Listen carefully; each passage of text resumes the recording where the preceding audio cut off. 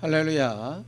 오늘도 우리가 함께 기도할 때에 하나님 앞에 경건하게 되고 우리의 불의가 회개케 되는 귀한 기회가 될 수 있게 되기를 바랍니다.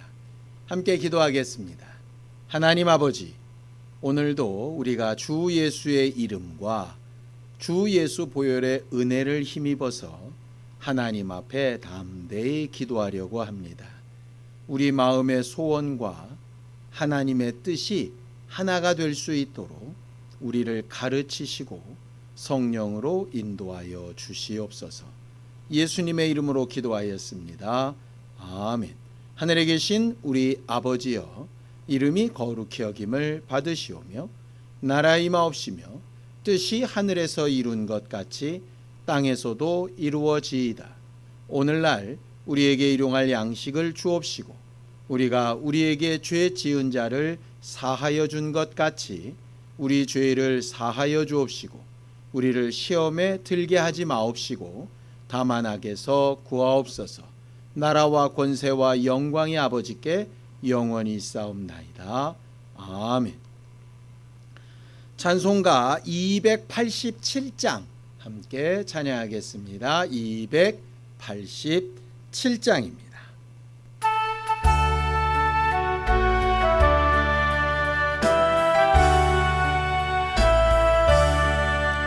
예수 앞에 나오면 죄사함 받으며 주의 품에 안기어 편히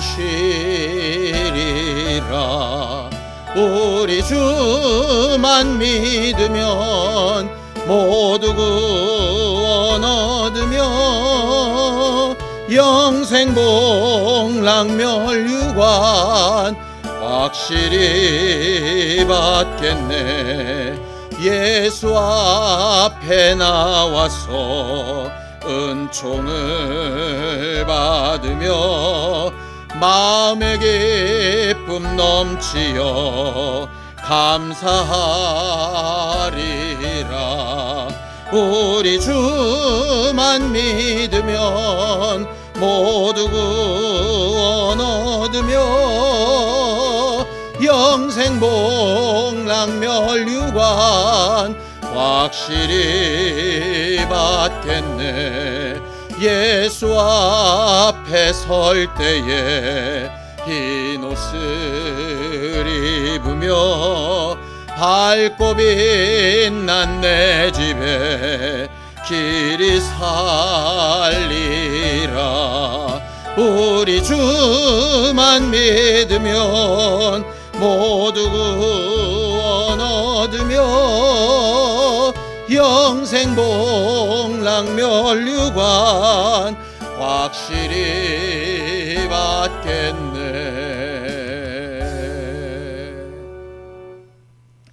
하나님 아버지, 오늘도 예수 앞에 나와서 하나님의 이름을 부르며 기도하고 응답을 얻고 하나님이 기도하라 하신 명령에 순종하기를 원합니다. 오늘도 우리와 함께 하시고 말씀이 우리의 기도를 인도하는 빛이 되게 하여 주시옵소서. 믿음으로 언금한 손길들의 복을 주시고 저들의 삶이 하나님의 손에 붙들림 받은 안전한 삶이 되게 하여 주시옵소서. 예수님의 이름으로 기도하였습니다. 아멘. 하나님의 말씀은 누가복음 17장 11절에서 19절까지 말씀을 함께 합독하겠습니다. 누가복음 17장 11절에서 19절까지 말씀을 합독하겠습니다. 함께 읽습니다. 시작. 예수께서 예루살렘으로 가실 때에 사마리아와 갈릴리 사이로 지나가시다가 한 마을에 들어가시니 나병 환자 10명이 예수를 만나 멀리 서서 소리를 높여 이르되 예수 선생님이여 우리를 불쌍히 여기소서 하거늘 보시고 이르시되 가서 제사장들에게 너희 몸을 보이라 하셨더니 그들이 가다가 깨끗함을 받은지라. 그 중에 한 사람이 자기가 나은 것을 보고 큰 소리로 하나님께 영광을 돌리며 돌아와 예수의 발 아래에 엎드려 감사하니 그는 사마리아 사람이라. 예수께서 대답하여 이르시되 10사람이 다 깨끗함을 받지 아니하였느냐? 그 9은 어디 있느냐? 이 이방인 외에는 하나님께 영광을 돌리러 돌아온 자가 없느냐 하시고 그에게 이르시되 일어나 가라, 내 믿음이 너를 구원하였느니라 하시더라. 아멘. 우리는 이번 한 달을 우리가 마땅히 해야 하는 선한 의무를 잘 생각하며 행동해 봅시다 라고 주장하면서 보내고 있습니다. 믿는 사람들에게 예배와 함께 아주 중요한 의무 중 하나가 기도하는 일입니다. 기도는 하나님께서 우리에게 마치 호흡과 같이 꼭 해야 되는 일이라고 가르치신 것이지요. 기도는 단순히 우리의 소원이나 원하는 바를 이루기 위해서 떼를 쓰거나 간절히 소리 지르는 것만을 기도라고 말하지 않습니다. 기도는 하나님과 대화이고 소통이고 만남입니다. 그래서 솔로몬이 예루살렘 성전을 지었을 때에 그 성전이 크고 크신 하나님을 도무지 모실 수 없는 것이었기 때문에 그 성전에 이름을 두고 기도하는 곳이라고 이렇게 고백을 하고 있습니다. 자, 열왕기상 8장 29절입니다. 함께 읽습니다. 시작. 주께서 전에 말씀하시기를 내 이름이 거기 있으리라 하신 곳, 이 성전을 향하여 주의 눈이 주야로 보시오며 주의 종이 이곳을 향하여 비는 기도를 들으시옵소서라고 이렇게 말하죠. 구약 사람들이 그토록 중요하게 여겼던 성전이 뭐 하는 곳이냐? 하나님이 이름을 두신 곳이고 그 이름 두신 성전을 기억하고 향하여서 기도할 때 그들이 있는 자리가 어디이든지 하나님의 응답과 관심을 끌 수 있는 것, 그것이 바로 성전이었습니다. 성전은 기도하는 것이었죠.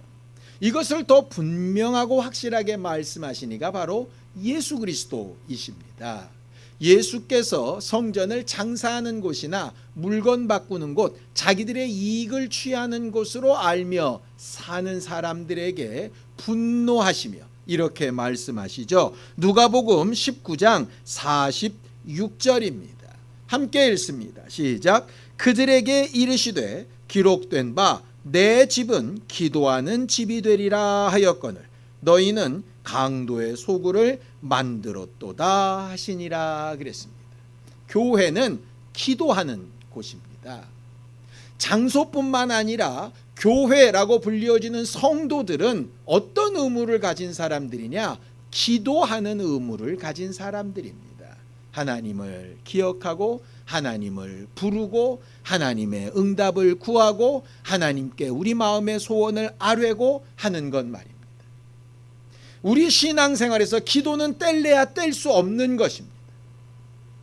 우리는 그래서 반드시 기도하는 사람이어야 하고 무슨 일을 하든 기도하는 일부터 시작해야 하는 사람입니다. 그럼 어떻게 기도해야 될까요? 많은 교회에서 크게 통성으로 기도하기도 하고 방언으로 기도를 하기도 합니다. 또 묵상하며 기도하기도 하고 어떤 경우는 금식하며 고행을 하며 그렇게 기도하기도 합니다. 어쩔 때는 날짜를 정해놓고 기도하기도 하고 어쩔 때는 새벽 이른 아침에 혹시는 철야에 이렇게 여러 가지 모양으로 기도합니다. 기도원을 다니는 사람도 있고 특별한 어떤 모임이나 집회를 가는 사람도 있습니다. 물론 다 그것도 기도하는 일 맞습니다. 그런데 그런 모든 특별한 어떤 상황이나 환경 말고 가장 근본적으로 어떻게 기도해야 할까라고 하는 것을 성경은 이렇게 이야기를 합니다. 자, 골로새서 4장 2절입니다. 함께 읽죠. 시작. 기도를 계속하고 기도에 감사함으로 깨어 있으라라고 이렇게 말하죠. 항상 기뻐하라, 쉬지 말고 기도하라, 범사에 감사하라, 이는 그리스도 예수 안에서 너희를 향하신 하나님의 뜻이라 이렇게 되어져 있습니다. 기도는 어떻게 해야 되냐? 계속해야 하는 겁니다.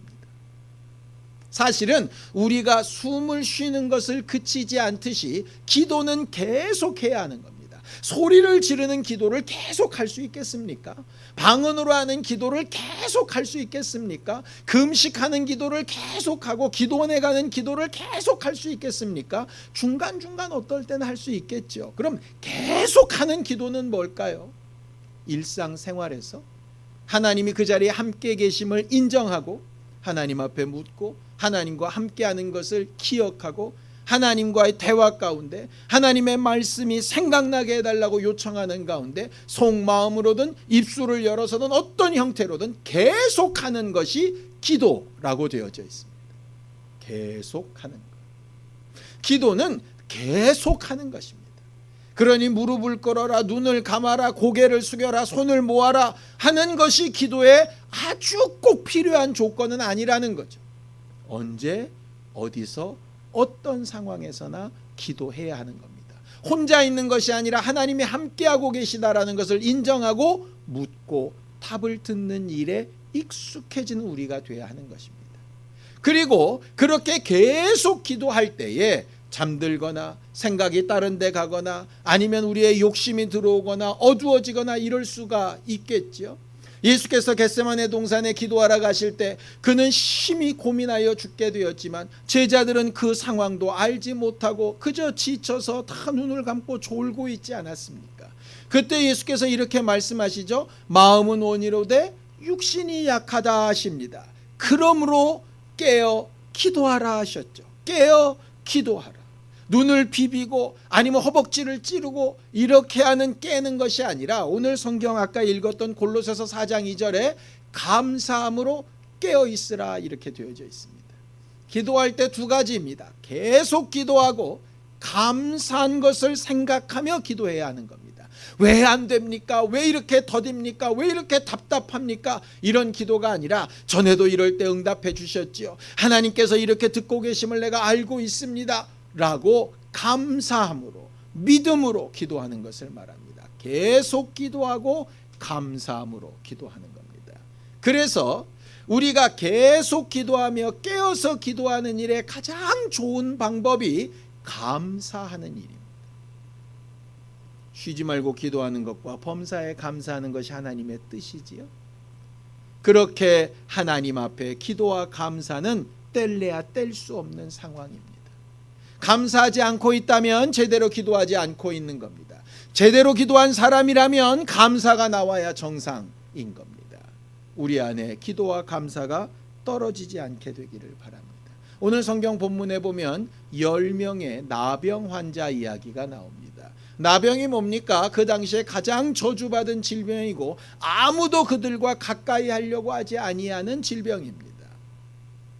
그들은 다른 사람들 가까이 말을 걸 수도 없습니다. 그래서 오늘도 얘기하죠. 예수께 부르는데 멀리 떨어져서 예수를 부릅니다. 가까이 갈 수도 없고 예수를 만질 수도 없고 예수와 함께 할 수 없어도 멀리 떨어진 거리이지만 자기들의 이 안타까운 사정과 환경을 하나님 앞에 아뢰기 위해서 예수를 부릅니다. 예수께서 그 먼 데서 부르는 그들의 소리를 외면하지 아니하시고 들으시지요. 그래서 그들에게 순종을 명령하십니다. 이게 기도입니다. 우리는 기도는 우리 소원을 아뢰면 하나님께서 그저 다 해주시고 나는 가만히 있어도 된다고 착각합니다. 그렇지 않습니다.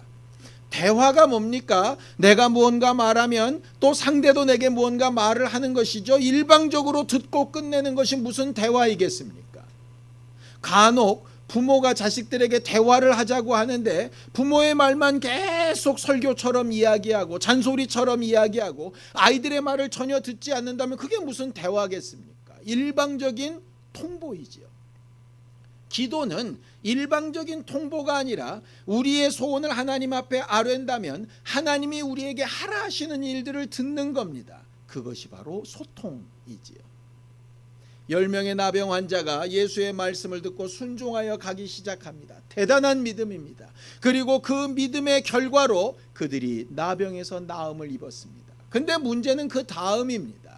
9명은 병 나았고 자기들의 소원이 이루어졌고 기도가 응답되었으니 다 이루어졌다라고 제갈 길을 가기 시작합니다. 그런데 단 한 사람, 그것도 사마리아 사람은 병이 나은 순간부터 하나님을 찬양하고 영광을 돌리며 예수 앞에 돌아와서 그 앞에 무릎을 꿇고 감사하기 시작합니다. 예수께서 기도의 응답은 다 10명이 받았지만 그 응답의 결과로 구원까지 이르는 진짜 믿음은 누구만 있었느냐? 이 사마리아 사람 한 사람한테만 있었다라고 말씀하십니다. 자, 성경을 보죠. 누가복음 17장 19절입니다. 함께 읽습니다. 그에게 이르시되 일어나 가라, 내 믿음이 너를 구원하였느니라 하시다. 10명이 다 자기들의 소원은 이루어졌습니다. 그런데 예수께서 바라시는 구원, 예수께서 정말 주고 싶으셨던 응답, 그들이 바라는 응답 말고 하나님이 보실 때 정말 온전하고 제대로 된 응답, 그 구원은 누구만 받았느냐? 기도하고 순종하고 응답받고 돌아와서 감사하는 자에게만 있었습니다. 기도의 감사가 얼마나 중요한지 알게 되는 시점입니다. 혹 우리가 하나님 앞에 기도했는데 하나님의 뜻대로 순종했더니 내가 원하는 결과가 안 나왔을 수도 있겠지요. 하나님이 보실 때 그것이 이루어지는 것보다는 이루어지지 않는 게 더 유익하다고 보면 그러실 수 있을 겁니다. 그럴 때 어떻게 해야 될까요? 혹 내가 바라는 그 모습은 이루어지지 않았을지라도 감사함으로 하나님이 원하시는 구원은 이룰 수 있지 않겠습니까? 그게 바로 기도의 비밀입니다. 세상 사람들이 보면 미친 것 같죠. 열심히 기도했는데 자기의 원함이 이루어지지 않는데 뭘 감사한단 말입니까? 내 원함보다 하나님의 원함이 더 온전하고 내 바램보다 하나님의 계획이 더 완벽하다라고 믿을 수만 있다면 감사할 수 있을 겁니다. 지금 당장은 어려워도 시간이 가면 갈수록 하나님의 일이 이루어져 가면 이루어져 갈수록 우리는 감사할 수 있을 겁니다. 그게 기도의 목적입니다. 기도는 하나님 앞에 감사하고 하나님이 하신 일을 인정하고 하나님이 나를 위하여 가장 좋은 것으로 주셨다라고 하는 간증이 남는 것이 바로 기도입니다. 내가 바라는 것이 이루어졌다라고 하는 간증보다 더 중요한 건 하나님이 기뻐하시는 일이 이루어졌다라고 하는 것이죠.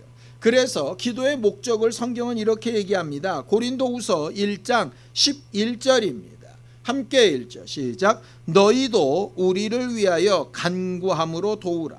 이는 우리가 많은 사람의 기도로 얻은 은사로 말미암아 많은 사람이 우리를 위하여 감사하게 하려 함이라. 다른 성경 본문에는 우리로 인하여 감사하게 하려 함이다 라고 이렇게 되어져 있습니다. 기도는 내가 하나님 앞에 아뢰고 내가 바라는 소원이 이루어진 것을 응답으로 알고 기뻐하는 데서 끝나는 게 아닙니다. 우리는 그걸 기도의 목적으로 보기 쉽지만 하나님이 바라시는 기도의 목적은 우리의 소원을 하나님 앞에 아뢰고 하나님의 뜻과 지시하심에 순종하고 그로 인하여서 하나님 앞에 감사할 것을 고백하고 또 그러한 상황을 간증함으로 다른 이들도 하나님을 감사할 수 있도록 다른 이들도 감사하는 기도를 할 수 있도록 다른 이들도 하나님을 인정하고 보고 배울 수 있도록 하는 것이 바로 기도의 목적입니다. 예수께서 밤이 맞도록 기도하시고 새벽 미명부터 기도하시고 시시때때로 기도하셨던 이유가 그것 때문입니다. 그저 자기와 하나님과의 관계에서 뭔가 이루어졌다라고 하는 잘난 척이 아니라 나는 니들과 다르게 이렇게 하나님의 응답을 많이 받았다라고 하는 어떤 과시가 아니라 나에게 이렇게 응답하신 그 하나님이 내게도 응답하실 수 있고 우리 모두에게 가장 좋은 것으로 주기를 원하시니 너희도 하나님을 알고 감사할 수 있는 사람이 되라고 말하고 가르치고 증거하기 위하여 기도하는 것입니다. 성전을 왜 지어 놓으셨겠습니까?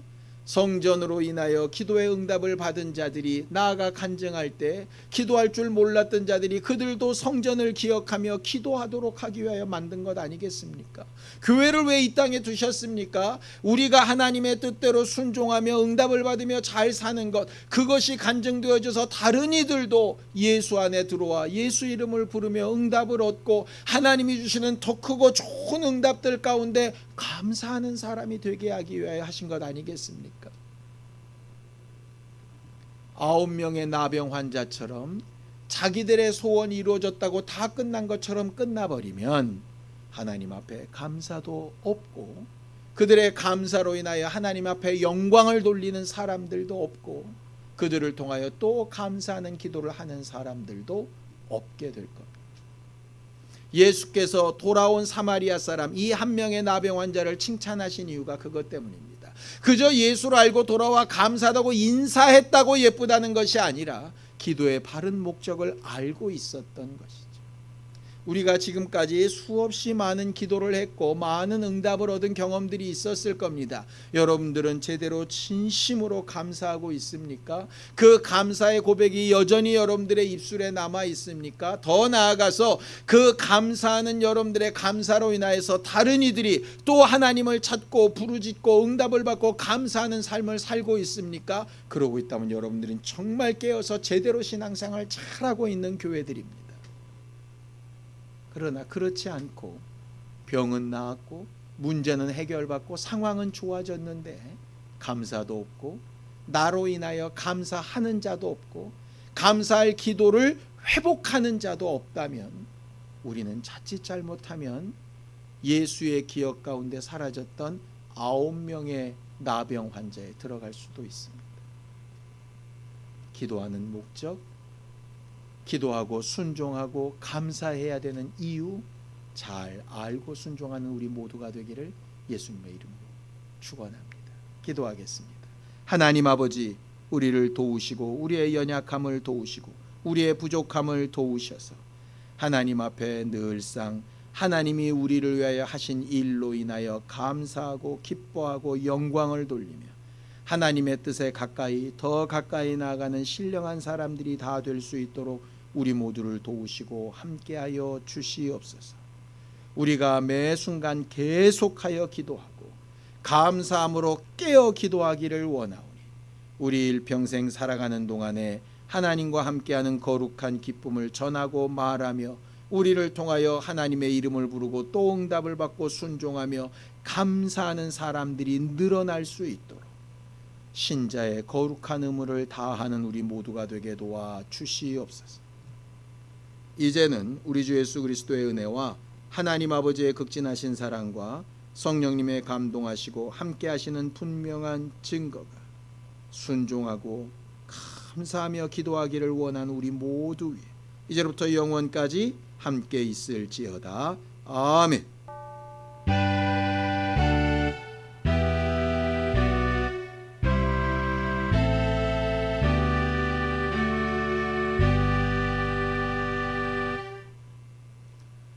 순종을 명하신 하나님의 음성을 듣기 위해서 또 감사하는 마음으로 주를 고백하기 위해서 함께 기도하시겠습니다.